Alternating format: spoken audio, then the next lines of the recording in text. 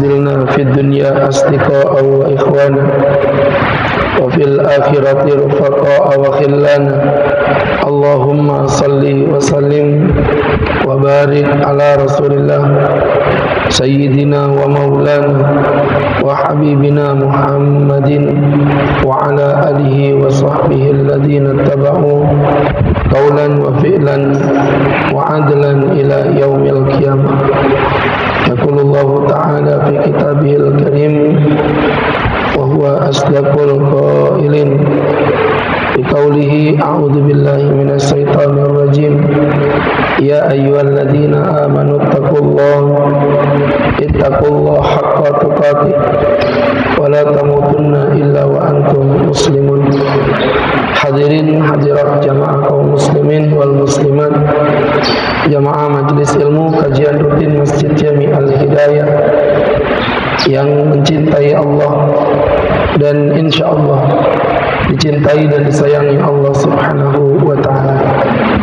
Alhamdulillah, begitu besar nikmat yang Allah limpahkan kepada kita sehingga kita dapat kembali berkumpul dalam kajian rutin di Ahad subuh yang penuh barakah ini, tentunya dalam rangka bertakarrub, mendekatkan diri kepada Allah Subhanahu wa taala. Ya, dan tentunya dalam berilmu kita wajib untuk selalu berupaya mengetahui terhadap furu', ya, permasalahan-permasalahan yang sifatnya terperinci. Jadi karena berkaitan dengan fikih, itu tidak cukup belajar pada perkara yang sifatnya poin-poinnya saja, tapi juga belajar mengenai tentang hal-hal yang terperinci yang mungkin tidak pernah kita bayangkan. Karena saya sering sampaikan berapa banyak orang-orang yang mungkin menganggap remeh suatu dosa. Ternyata dengan dosa itulah justru ia dimasukkan Allah ke dalam api neraka. Waktu itu Nabi Muhammad lagi jalan-jalan, Nabi menemukan ada dua kuburan. Kata Nabi, innahum la yu'adziban, sungguh dua kuburan ini sedang diazab oleh Allah. Wa ma yu'adzibani fi kabir, dan sungguh mereka tidak diazab dengan dosa yang besar. Jadi diazab dengan dosa yang kecil. Kata Nabi yang pertama, amal awal fakana yamshi bin namimah, orangnya suka adu domba. Jadi nanti ke blok belakang ngejelek-jelekin blok yang depan, ke blok depan nanti ngejelek-jelekin blok belakang. Begitu, jadi namanya adu domba. Tapi ini masih masuk akal ya, karena walaupun kecil efeknya besar.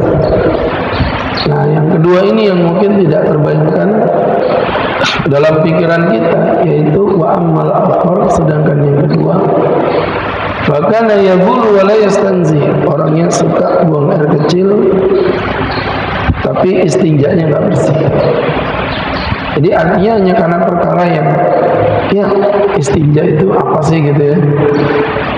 Tapi ternyata ada orang diazab gara-gara istinjanya.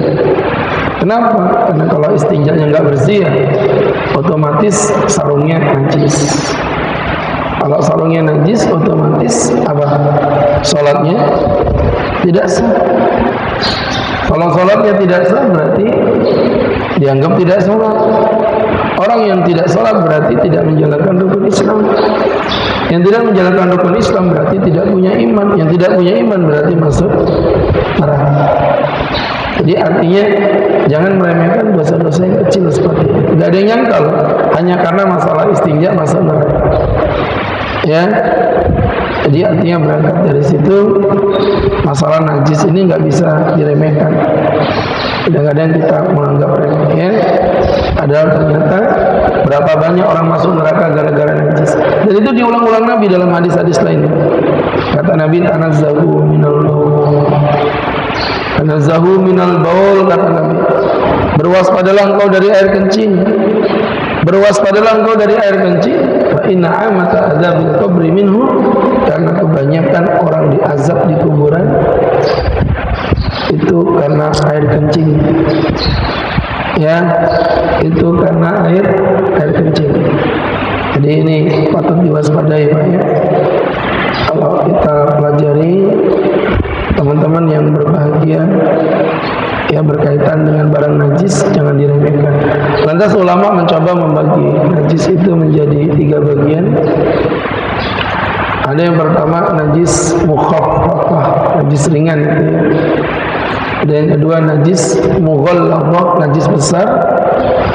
Dan ada juga yang mengatakan najis mutawassithah, najis sedang. Adapun najis yang ringan itu adalah, ya namanya juga ringan, berarti ringan.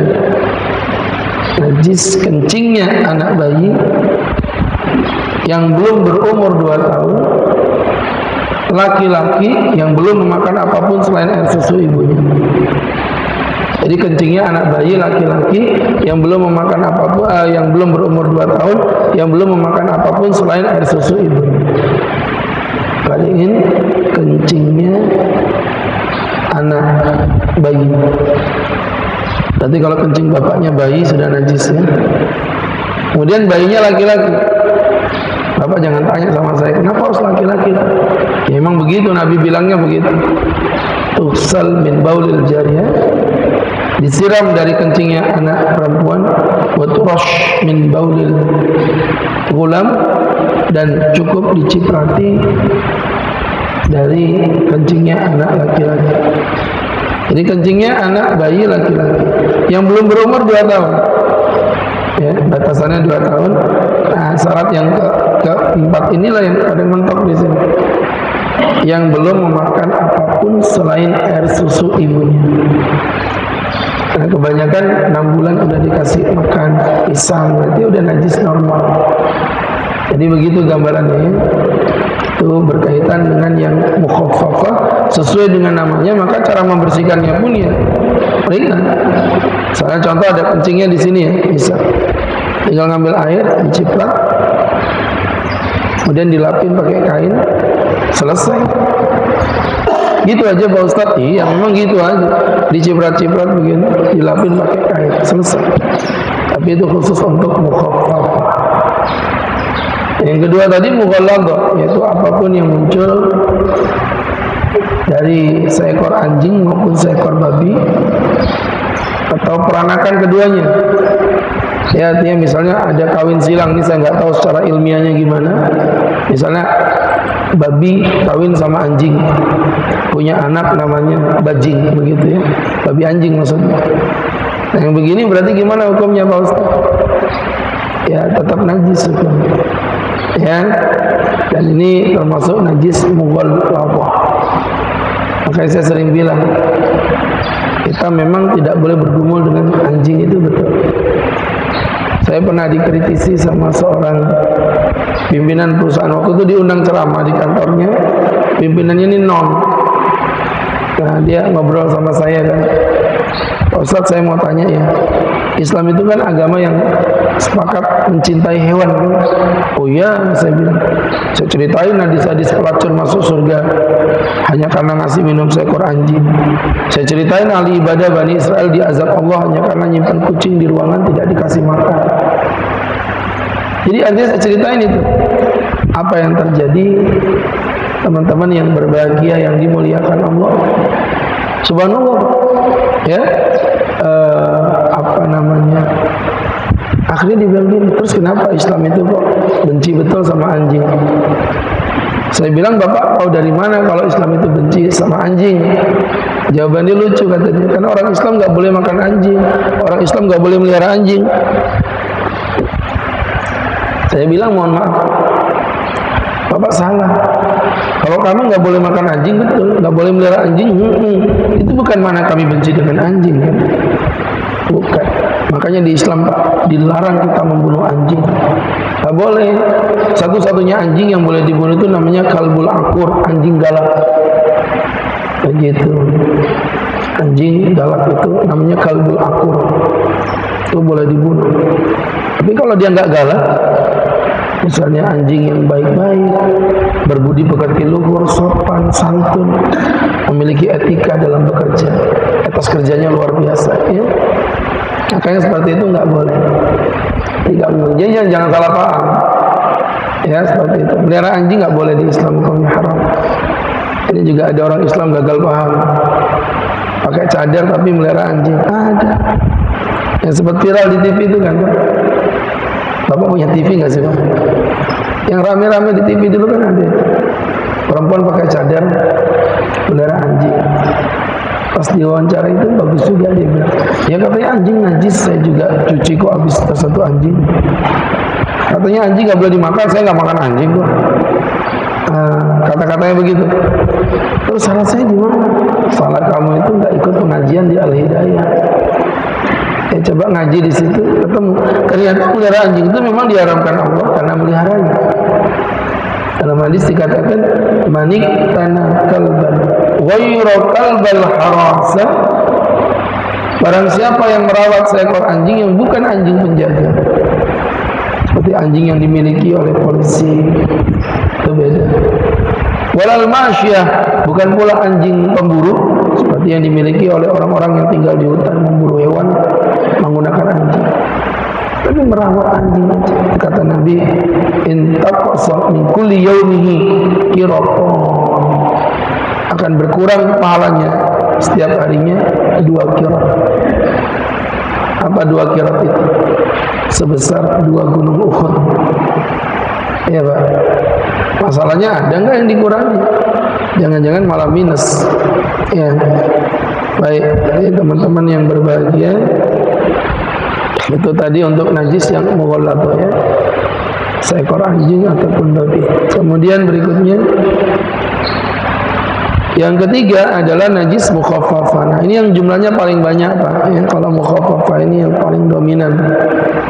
Apa aja Pak Ustaz? Yang pertama adalah ghaitul insan wa bauli, kotoran manusia dan juga air kencingnya. Ulama sepakat tidak ada perbedaan. Nabi waktu itu lagi duduk begini, ya ceritanya Ustaz, nabinya bapak sahabatnya, lagi santai kita pengajian begini, datang orang Badui. Tahu Badui ya? Orang kampung. Kan Nabi tinggal di Mekah, makanya Nabi disebut Madani. Kalau yang di samping-samping di hutan apa, di pelosok-pelosok padang pasir, itu namanya Badui itu. Ya ibaratnya kalau di Balikpapan tuh Karangjati itu Madani. Yang kalau BDS 1 itu ya, BDS 2 itu ya Badui lah ya. Jadi teman-teman yang berbahagia, yang dirahmati Allah, datang ini orang Badui ini Pak, Masya Allah. Emang nggak punya ilmu kan? Bukan karena kurang ajar. Ngambil posisi di pojok, kencing. Ngambil posisi di pojok, kencing. Bayangin Bapak, gimana itu? Ya, ketika ada lagi kencing di pojokan, teman-teman yang berbahagia, para sahabat ya otomatis. Bapak bayangin aja kalau kita beneran gini ada yang kencing, Bapak apain kira-kira itu? Diajar memang itu Pak. Nah waktu itu para sahabat juga sama Pak, emosi. Sahabat, wih, kurang ajar. Nabi Muhammad bilang, da'u, biarkan aja. Da'u wala tazlamu alaih, biarkan saja dan jangan kau bentak dia. Subhanallah. Orang kencing di masjid itu nggak boleh dibentak sama Nabi. Kata Nabi, Anas ini ya Nabi ambil air 1 ember, siram. Subhanallah. Ya. Ketika selesai hadis itu, para ulama mengambil 2 hikmah. Yang pertama adalah najisnya air kencing. Buktinya waktu itu Nabi Muhammad minta untuk disiram. Tetap kalau najis mutawasithah itu kan cara membersihkannya kan diambil dulu air najasnya. Jadi kalau mutawasithah itu gini Pak, misalnya ini ada kotorannya kucing, itu pertama diambil dulu kotorannya, ya kan? Zatnya dibersihkan dulu, sudah bersih baru disiram air. Nah ini tadi kok langsung disiram gitu, nggak diambil zat najisnya dulu? Ya karena waktu itu masjidnya Nabi terbuat dari tanah, otomatis kencingnya udah meresap ke dalam tanah, begitu ya. Nah, jadi jamaah yang berbahagia, yang dimuliakan Allah Subhanahu wa taala, meresap ke dalam tanah kencingnya. Ini jamaah yang dirahmati Allah Subhanahu wa taala. Ini jadi pelajaran untuk kita bersama bapak-bapak yang berbahagia. Ya, Waktu itu Nabi Muhammad SAW perintahkan menyiram, berarti itu menunjukkan najis. Yang kedua adalah kita ambil ilmu parenting ini. Kok Nabi nggak marah ya? Kencing di masjid kan kurang ajar. Yang pertama karena dia badui. Jadi Bapak kalau memberi hukuman antara orang yang tahu itu salah tapi dilanggar sama orang yang melakukan kesalahan karena dia nggak tahu kalau dia salah, itu harus beda, nggak boleh sama. Itu satu. Dan yang kedua, kenapa Nabi tidak membentaknya? Ya karena orang ini udah terlanjur kencing. Kalau dibentak yang ada malah apa itu? Yang ada malah lari. Kalau lari malah tercecer najisnya kemana-mana. Akhirnya bahasa fikihnya itu ya, al-akhad bi akhadud dararain, mengambil yang buruk dari yang terburuk. Maksudnya daripada ada dapat yang terburuk, yang buruk pun nggak apa-apa lah, sudah. Kasarannya begitu. Ya, jadi teman-teman sama aja kayak kita kelaparan. Kalau nggak bisa nggak makan, kita bisa mati. Ketemunya cuman babi. Makan babi itu buruk. Tapi kalau kita kelaparan mati itu juga buruk. Nah, lebih bagus mana? Timbang saja. Ya lebih bagus kita makan babi. Ya kan? Walaupun di dalamnya ada cacing pita, yang penting kita hidup. Daripada kita nggak makan kita mati, malah dimakan cacing pita. Begitu. Sehingga berangkat dari situ jamaah yang berbahagia, yang dimuliakan Allah, itu tadi poinnya. Namanya kencing dan juga kotoran manusia. Yang kedua, ini laki-laki banget ya. Madhi dan wadi. Laki-laki itu punya 3 cairan. Yang pertama namanya mani, yang kedua namanya madhi, yang ketiga namanya wadi. Ya, jadi Ustaz ulangi lagi, mani, madhi, wadi. Ini cairan ya. Jangan nanti Bapak punya anak kembar 3 dikasih nama mani, madhi, wadi. Lucu Pak Ustaz, kayak mani baby candy gitu. Ini kotoran. Mani, madhi, wadi. Apa bedanya?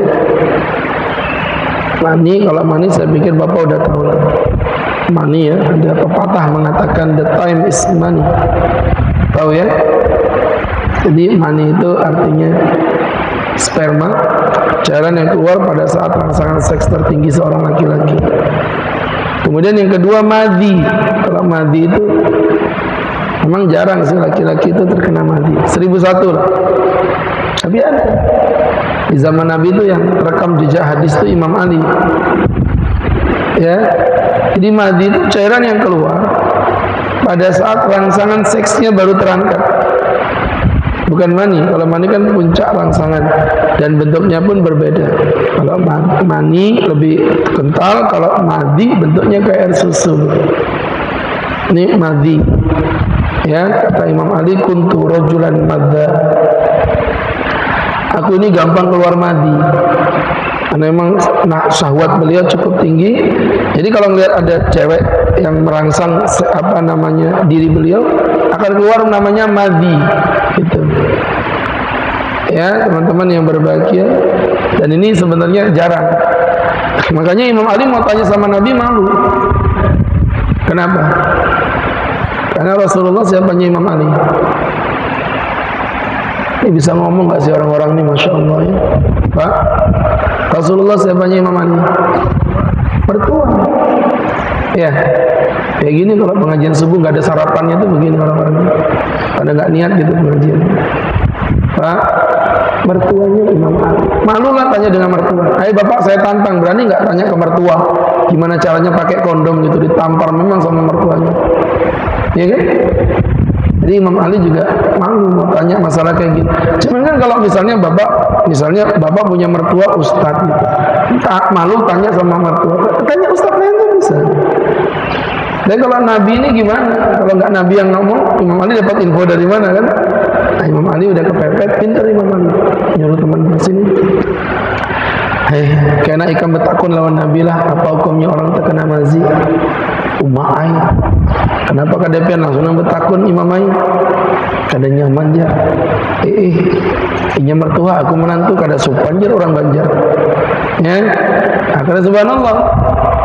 Ditanya sama teman tadi, pura-puranya dia, seakan-akan itu dia. Nabi, apa hukumnya terkena mazi? Ada saya Imam Ali itu. Ya, begitu. Rasul menjawab, "Igsil dzakarok, cuci kemaluanmu, wa tawaddo dan berwudulah." Paham ya? Cuci kemaluanmu dan berwudulah. Menunjukkan bahwa mandi tidak mewajibkan mandi, hanya mewajibkan wudu dan mencuci kemaluan. Dua. Yang ketiga wadi. Kalau wadi itu cairan yang keluar pada saat laki-laki mengalami kelelahan yang mendalam dan keluarnya tanpa ada rangsangan seks apapun. Jadi keluar aja gitu. Ini namanya wadi. Nah, untuk hukumnya itu dibagi dua, Pak. Ini mani di sini, madi wadi di sini. Yang pertama, kalau mani itu mewajibkan mandi. Madi wadi tidak wajib mandi. Itu poin pertama. Yang kedua, kalau mani, saya ulangi, kalau madi wadi itu najis. Sedangkan mani menurut kaul yang roji itu tidak najis, yang disampaikan oleh Imam Syafi'i dan Imam Ahmad bin Hanbal. Itu tidak najis. Jadi mani itu tidak najis. Ya, tapi jorok Pak Ustaz, beda. Jorok sama najis itu dua hal yang berbeda. Pak, liur itu menjijikkan tidak? Ludah itu loh menjijikkan. Bapak tak ludahin loh kalau nggak jawab, Pak. Ludah itu menjijikkan tidak? Menjijikkan. Najis enggak? Enggak lah, kalau ludah najis, Bapak tiap minum tuh najis semua itu. Ya. Apalagi keringat itu menjijikkan. Tapi keringat tidak najis. Sperma juga begitu. Menjijikkan tapi tidak najis. Dasarnya adalah hadis riwayat Aisyah di mana Nabi keluar dari rumahnya mencari sarung dan ada satu sarung yang ternyata ada bekas sperma. Sama Bunda Aisyah dikerik itu bekas spermanya. Kemudian sama beliau diberikan kepada Nabi. Nabi pakai. Kata Imam Malik sama Imam Abu Hanifah, berarti ini najis ini. Karena kalau nggak najis nggak mungkin dikerik. Sama Bunda sama Imam Syafi'i, Imam Ahmad dijawab, no. Justru perilaku mengerik itu menunjukkan bahwa itu tidak najis. Karena nggak ada perkara yang najis dikerik. Celana bapak kena tai kucing, terus bapak kerik gitu. Ya, itu kan namanya kurang kerjaan. Jadi teman-teman yang berbahagia, itu tadi kaitan dengan madi, mani, dan wadi. Saya pikir jelas sudah ya. Kemudian berikutnya adalah damul haid, darah haid. Ulama sepakat najis, tidak ada perbedaan. Darah haid ya. Kemudian berikutnya raus, kotoran hewan. Ya, raus, kotoran hewan. Itu hukumnya najis. Ulama sepakat pada hewan yang tidak dimakan dagingnya. Dan ulama berbeda pendapat pada hewan yang masih bisa dimakan dagingnya. Seperti contoh misalnya kotoran sapi. Itu ada beberapa ulama yang mengatakan tidak najis. Walaupun kalau dalam mazhab Syafi'i yang banyak dianut, dominan di Indonesia mengatakan kotoran apapun hukumnya najis. Ya, tapi kalau untuk hewan yang tidak dimakan dagingnya, ulama sepakat najis. Maka kucing itu kotorannya najis. Kemarin sempat viral, ada ceramah di YouTube mengatakan kotoran kucing tidak najis. Saya tahu itu ada pendapatnya, namanya pendapat Al-Imam Asy-Syaukani. Tapi pendapat ini dhaif, lemah, bertabrakan dengan pendapat mayoritas ulama. Empat mazhab mengatakan kotoran kucing itu najis. Dan dalil yang digunakan pun tidak nyambung gitu. Nabi pernah berkata, innaha laisa binajisin. Kucing itu tidak najis. Innaha tawafat wa tawafin bainakum. Kucing itu berkeliling di antara kalian. Itu liurnya. Dibaca dulu sababul wurudnya itu kan ada sebab turunnya hadis. Itu liur. Ya, tapi kalau liurnya nggak najis, berarti kotorannya nggak najis. Lah, itu kan cara berpikir yang nggak nyambung lagi. Bapak liurnya najis nggak Pak? Liur Bapak najis enggak? Enggak. Kotoran bapak najis enggak? Nah itu sudah. Ya. Sehingga bapak-bapak yang dirahmati Allah Subhanahu wa taala, ini menjadi pelajaran untuk kita bersama. Kemudian berikutnya Pak, jamaah yang dirahmati Allah Subhanahu wa taala adalah bangkai. Ulama sepakat mengatakan bangkai itu najis. Ya, diperkecualikan pada beberapa poin. Yang pertama ikan. Bangkainya ikan tidak najis. Yang dimaksudkan dengan ikan itu setiap hewan yang hidup di air. Walaupun dia bukan ikan, misal contoh kayak sebut aja misalnya seperti cumi, itu kan tinggal di air. Walaupun dia tidak disebut ikan ya, itu juga bangkainya tidak najis. Jadi kalau apapun lah yang di laut itu ya, kata Nabi, apapun yang di laut hidup matinya halal, tidak najis. Jadi semua yang di lautan boleh dimakan, kecuali kapal selam. Ya, itu pun terjadi perbedaan di antara ulama Palembang. Ada beberapa ulama yang menghalalkan makan kapal selam. Tahu Pak ya? Empek-empek itu. Jadi jamaah yang berbahagia, yang dimuliakan Allah Subhanahu wa taala. Ini berkaitan tadi dengan bangkai ya. Yang pertama ikan, yang kedua jarat, belalang. Belalang ini hukumnya juga tidak najis dan boleh dimakan. Ya. Al-Imam Ibn Abi Aufa berkata, "Kunna nagzu ma'an Nabi sab'a ghazawatin."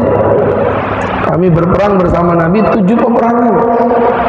Wa naqul fi al-jarrah, dan kami memakan belalang di dalamnya. Bayangin, Nabi makan belalang. Ya, cuman memang biasanya dimakan tuh belalang yang besar itu. Bukan belalang yang di kebun-kebun itu, bukan. Ini belalang hutan biasanya. Gitu ya. Kemudian yang ketiga juga termasuk hewan yang tidak memiliki darah mengalir di dalam tubuhnya. Ya, seperti apa Pak? Hewan yang nggak punya darah mengalir misalnya apa? Kecoa. Ya, kecoa.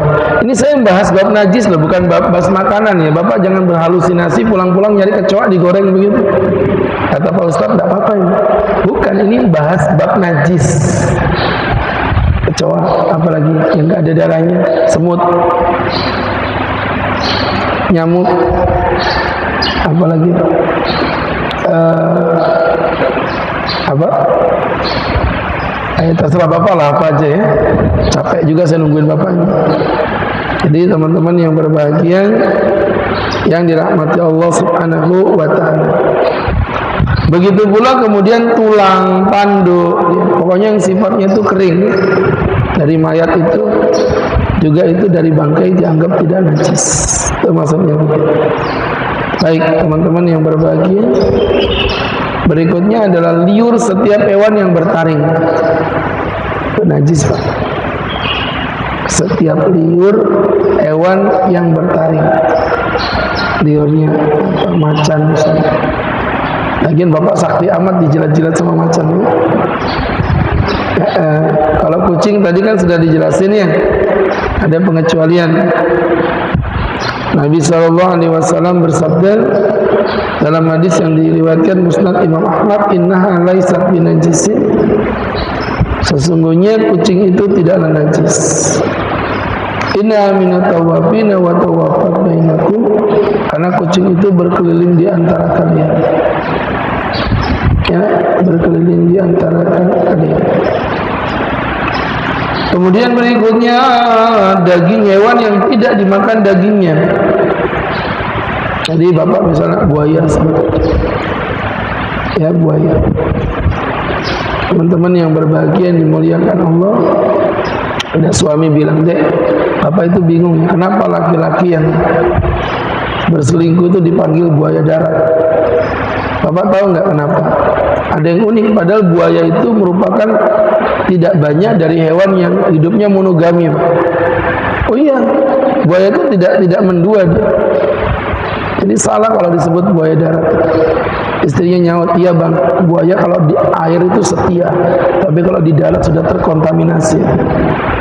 Jadi subhanallah. Nah, misal contoh buaya hukumnya nggak boleh dimakan, haram. Ya, satu karena bertaring, dua karena hidup di dua alam.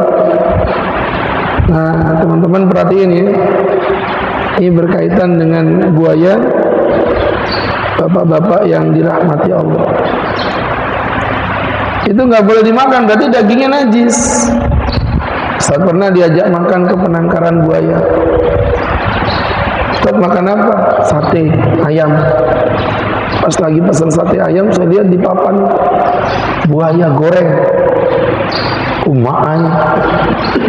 Pak, itu buaya beneran? Iya Pak. Ayo kita keluar ya, nggak makan di sini. Tetapi kita makan ayam.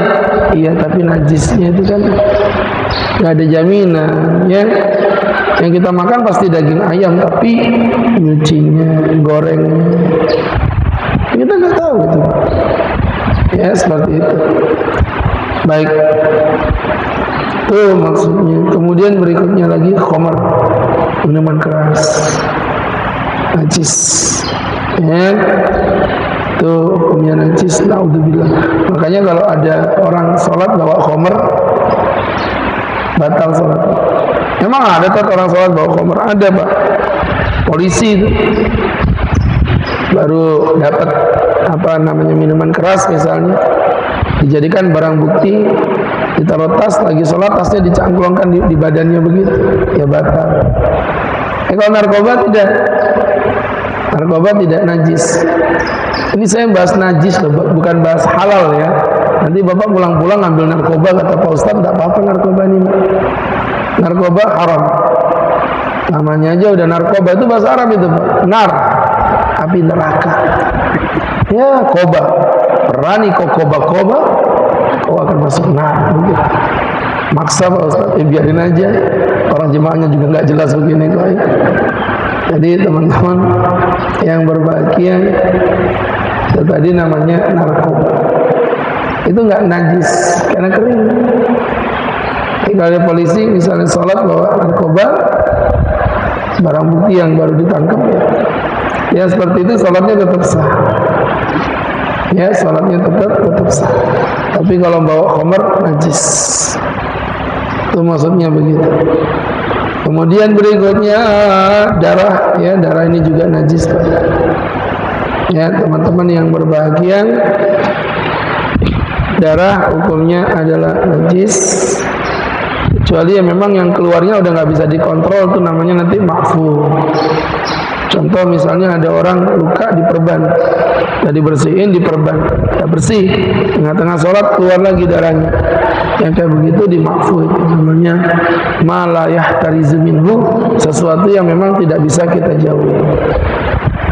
Gitu ya. Kemudian berikutnya lagi, teman-teman yang berbahagia, berikutnya lagi koi, muntah. Muntah ini najis.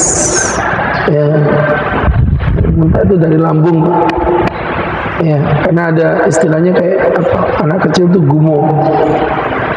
Kalau gumo tidak najis. Karena gumo itu sebenarnya sensornya anak kecil itu yang belum ada. Dia nggak tahu kapan dia kenyang. Masuk sampai sini kepenuhan keluar lagi. Itu bukan najis, bukan muntah. Tapi kalau muntah kelihatan dari baunya ya. Kalau gumo anak kecil kan masih bau-bau susu gitu. Tapi kalau ada muntah itu dari lambung, itu baunya udah beda. Maka yang seperti itu hukumnya adalah najis. Wallahu ta'ala a'lam bishawab. Baik jamaah yang berbahagia, itu tadi mengenai tentang penjelasan najis, wa ma adraka ma najis, secara singkat ya. Mudah-mudahan bisa diambil pelajaran untuk kita bersama. Selanjutnya tafadhal seperti biasa, jika ada teman-teman yang mau bertanya kami berikan kesempatan. Boleh berkaitan tema, boleh di luar tema.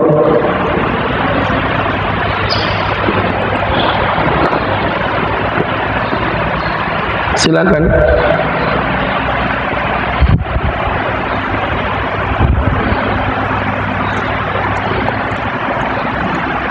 Silakan. Ya. Assalamualaikum warahmatullahi wabarakatuh. Ini agak beda dengan tema ini. Tidak apa-apa. Saya pernah ketemu di suatu masjid ada tulisannya dilarang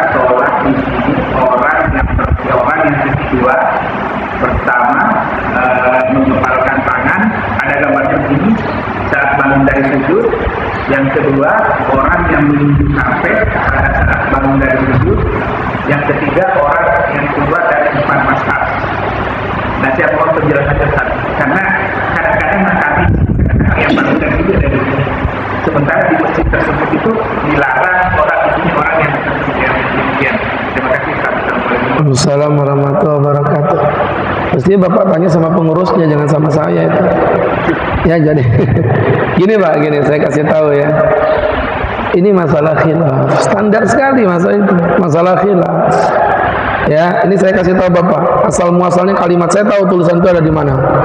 Ya, jadi asal muasalnya itu begini. Pertama itu masalah khilaf. Masalah bangun dari sujud dengan posisi tangan mengepal seperti ini atau tangannya seperti ini itu masalah khilaf. Kenapa? Karena ada hadis yang bunyinya bahwa Nabi kalau bangun dari sujudnya, Nabi itu telapak tangannya seperti orang yang sedang menggulung adonan. Nah, kalimat menggulung adonan itu ada yang memahami menggulungnya dengan cara seperti ini, ada dengan cara seperti menggenggam tangan seperti ini. Itu mirip seperti kalau ada kata-kata, kalau kamu bangun dari kalau kamu hendak sujud, fala yabruk kama yabrikul ba'ir. Janganlah engkau sujud seperti sujudnya seekor unta. Nah, ulama beda pendapat, apakah unta itu lututnya dulu apa tangannya dulu? Makanya ada yang bilang lututnya dulu, ada yang bilang tangannya dulu. Saya bilang nggak ada masalah, mau tangannya dulu, mau lututnya dulu. Yang penting jangan dahinya dulu, itu benjol beneran.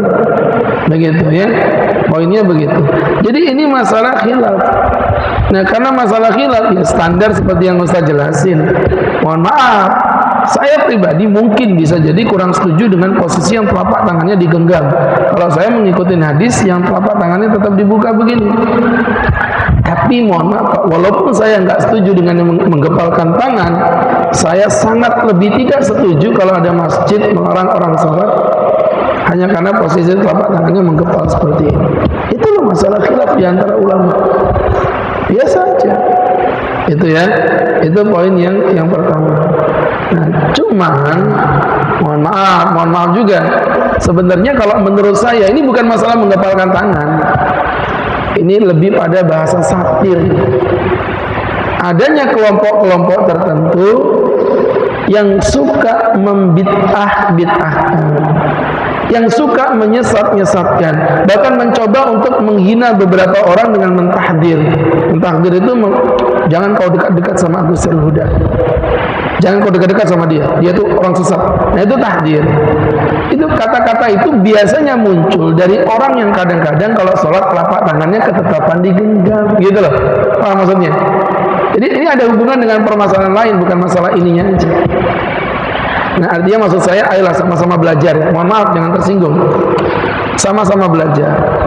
Yang tidak setuju dengan mengepalkan menggepalkan tangan, tidak boleh Anda melarang orang sholat hanya dengan permasalahan yang sifatnya furu'iyah. Satu. Tapi Mbok Yo yang suka genggamin tangan juga Mbok Yo belajar bahwa ternyata fikih itu memang luas. Jadi jangan suka menyesatkan, ya, jangan suka membid'ahkan pada permasalahan-permasalahan yang memang masih ada sudut pandangnya. Ya, saya sering belajar ini, ya, pengurus masjid belajar untuk terbuka hatinya. Tapi dari teman-teman yang mungkin seperti itu juga belajarlah dari yang terbuka hatinya. Nah, berkaitan dengan keluar dari 4 mazhab tadi, memang kalau kita pelajari 4 mazhab ini kan termasuk mazhabnya Ahlussunnah wal Jamaah. Ya, sehingga kalau dikatakan keluar dari 4 mazhab, itu memang tidak benar. Harusnya kita berada tetap di dalam 4 mazhab. Dan dalam pelajaran manapun, mau NU, mau Muhammadiyah, mau apapun, semuanya tetap merujuk kepada 4 mazhab. Cuman bedanya kalau NU konsisten di mazhab Syafi'i saja. Tapi walaupun begitu, NU itu ada di ART-nya Bapak baca, mengikuti salah satu mazhab dari 4 mazhab, Abu Hanifah, Malik, Syafi'i, Ahmad. Pasti begitu. Walaupun de facto kita NU itu menggunakan Syafi'i. Nah, teman-teman Muhammadiyah juga menggunakan 4 mazhab, cuma berdasarkan majlis tarjih. Jadi di teman-teman Muhammadiyah itu ada majlis tarjih, maka dari 4 mazhab Abu Hanifah, Malik, Syafi'i, Ahmad, mana yang lebih kuat? Itulah. Maka diambil oleh majlis tarjih, dan itu yang diikuti oleh penganut Muhammadiyah. Dan itu berlaku untuk semua sebenarnya. Ya, jadi sekali lagi kalau kata-kata tidak boleh sholat menurut saya tetap berlebihan untuk sebuah masalah khilafiyah. Walaupun sebenarnya ya keluar dari 4 madzhab juga memang jangan, kalau bisa tetap di dalam 4 madzhab terkhusus. Kita harus menganut pada satu madzhab terlebih dahulu agar kita nanti bisa belajar. Jadi kita boleh kayak tadi itu misalnya dilakukan oleh Imam Nawawi. Imam Nawawi itu kan penganutnya madzhab Syafi'i. Tapi apakah pendapat Imam Nawawi sama semua? Enggak. Banyak yang beda dengan madzhab Syafi'i. Banyak. Contoh soal tasbih. Imam Syafi'i bilang yes, Imam Nawawi bilang no. Apakah Imam Nawawi berarti inkonsisten? Enggak. Beliau bergeser madzhab karena dalil. Karena dalil. Saya boleh nggak ke Imam Nawawi Pak Ustaz? Ya kalau ilmunya selevel Imam Nawawi nggak apa-apa. Tapi kalau ilmunya masih selevel Imam Samudra, ya beda. Ya kan? Karena membandingkan madzhab berarti Anda harus menguasai semua madzhab loh. Iya kan? Kalau membandingkan, BDS 1 lebih enak dari BDS 2. BDS 2 lebih nyaman daripada BDS 1. Berarti kan dia harus tinggal di 2 tempat itu. Gak mungkin saya bisa bandingin kalau saya nggak menikmati. Jelas ya? Jadi saya pikir saya setuju dengan konsepnya pengurus itu, tapi saya nggak setuju dengan caranya. Caranya untuk memecah belah itu tetap tidak diperbolehkan dengan alasan apapun. Wallahu a'lam bishawab. Nanti saya kalau pengurus masjid di BDS 2 saya buat peraturan. Tidak boleh sholat di masjid bagi yang kalau pengajian ngantuk. Begitu kayak apa? Susah. Ada yang lain? Ya. Kalau di hutan itu ketemunya apa namanya, itu kan babi susah diburu. Rata-rata terjadi, pasti terjadi lah. Ya. Bukan selain babi, bangkai. Apakah itu bisa Ustaz? Bangkai itu yang mungkin kita lihat dimakan hewan yang buat atau bangkai yang terjerat gitu kan, mungkin kan dia nanya gitu. Yang kedua, kopi luwak Ustaz, itu aja, terima kasih. Baik. Jadi yang pertama tadi kan babi tadi boleh dimakan kalau kelaparan, kalau bangkai gimana? Yaitu dua sekawan itu. Babi, bangkai, darah. Intinya hewan apapun yang diharamkan Allah itu kalau kita dalam kondisi darurat dan tidak ada pilihan yang lebih baik, halal dimakan. Begitu. Makanya babi itu apapun jenisnya haram. Kecuali yang di Banjar ya, babinian itu kada apa-apa baik. Tahu babinian kada? Nah, jadi itu babi hukumnya haram. Tapi kalau udah di hutan nggak apa-apa. Maksudnya bukan karena di hutan ya, tapi karena memang nggak ada pilihan. Termasuk tadi bangkai, sama aja. Bangkai, darah. Tak boleh makan bangkai, tapi kalau kelaparan Pak Ustaz ya sama aja, boleh juga. Ya seperti itu. Kalau perlu bangkai babi, nggak apa-apa juga. Udah bangkai babi lagi. Begitu. Kemudian yang kedua tadi mengenai tentang kopi luwak. Fatwa Majelis Ulama Indonesia itu menghalalkan kopi luwak. Mereka menganalogikakan bahwa kopi luwak bukan najis tapi mutanajis. Kalau najis itu kan, contoh misalnya kencing itu najis, nggak bisa dibersihin itu Pak, ya kencing gitu. Kotoran hewan najis, yang nggak bisa dibersihin ya kotoran hewan itu najis gitu aja. Tapi kalau mutanajis ini, sejadah yang terkena air kencing, bisa dibersihkan nggak? Bisa, itu namanya mutanajis. Nah, luwak itu dia memakan kopi, itu nggak dikunyah. Luwak itu ditelannya, sak kulit-kulitnya gitu loh. Andai kata dikunyah ya najis, selesai sudah. Tapi ini nggak dikunyah, cuman ditelan. Maka ketika dia keluar masih berbentuk biji kopi.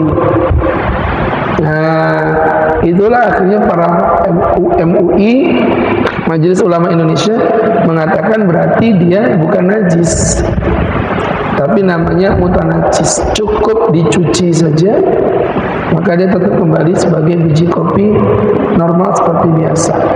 Makanya MUI menyatakan hukumnya halal. Tapi kalau usaha pribadi ya, merekomendasikan untuk ya sudahlah kalau bisa dihindari aja. Kenapa? Karena mengandung syubhat. Ya memang keluarnya tetap biji kopi, tapi kan melalui proses perut. Ya, misalnya bapak makan lombok ketelan satu, keluar masih utuh, bapak mau digoreng lagi atau? Hah? Lu masih utuh loh. Ya, jadi teman-teman yang berbahagia, kalau menurut saya udah nggak usah. Ini kopi luwak yang asli ya, yang betul-betul kopi luwak, bukan yang rentengan itu bukan. Itu namanya aja kopi luwak, kopi bohongan itu. Kopi luwak yang asli itu Pak. Segelas gini ini harganya 150. Bukan bubuk ya, udah jadi minuman. 150 Pak. Ya Allah, kan kurang kerjaan memang itu. Ya. Jadi teman-teman yang berbahagia, cari kopi yang lain aja. Seperti itu. Baik, Bapak-bapak yang berbahagia, mudah-mudahan bisa diambil manfaat dan hikmah untuk kita bersama, dan mudah-mudahan tetap istiqomah di jalan Allah Subhanahu wa taala. Kita cukupi dengan berdoa kepada Allah Subhanahu wa taala. Amin amin hamdillah rabbil alamin hamdan yuwafi ni'amahu wa yukafi mazidah. Ya Rabbana lakal hamdu kama yanbaghi li jalali wajhika wa 'azimi sultanik. Allahumma salli wa sallim wa barik ala rasulika sayyidina Muhammadin fil awwalin wal akhirin wa fi kulli waqtin wa fil mala'il a'la ila yaumiddin. Inna nas'aluka salamatan fid din wa afiyatan fil jasad wa ziyadatan fil ilmi wa barakatan fil rizqi wa tawbatan kullal maut wa rahatan indal maut wa maghfiratan ba'dal maut. Hawin alina fi sakaratil maut wa rafa'il hisab wa najata minan nar. Rabbana atina fid dunya hasanah wa fil akhirati hasanah wa qina adzaban nar. Rabbana innaka kunta fi kitabika karim ud'uuni astajib lakum wa ana nad'uka ya Rabbana wastajib lana kama wa'adtana innaka la tukhlifu al-mi'ad. Allahumma ba'idna wa qadna min al-qarana ba'idna wa qadna wa alana wa azwajana wa auladana wa aba'ana wa ummatana wa dhararina min al-qarana khalidina fiha abada. Wa sallallahu ala sayyidina Muhammadin nabiyil ummi wa ala alihi wa sahbihi wa sallam wa zidna ya arhamar rahimin. Bi fadli ismika rabbika rabbil izzati amma yasifun. Salamun alal mursalin walhamdulillahi rabbil alamin. Terima kasih. Assalamualaikum.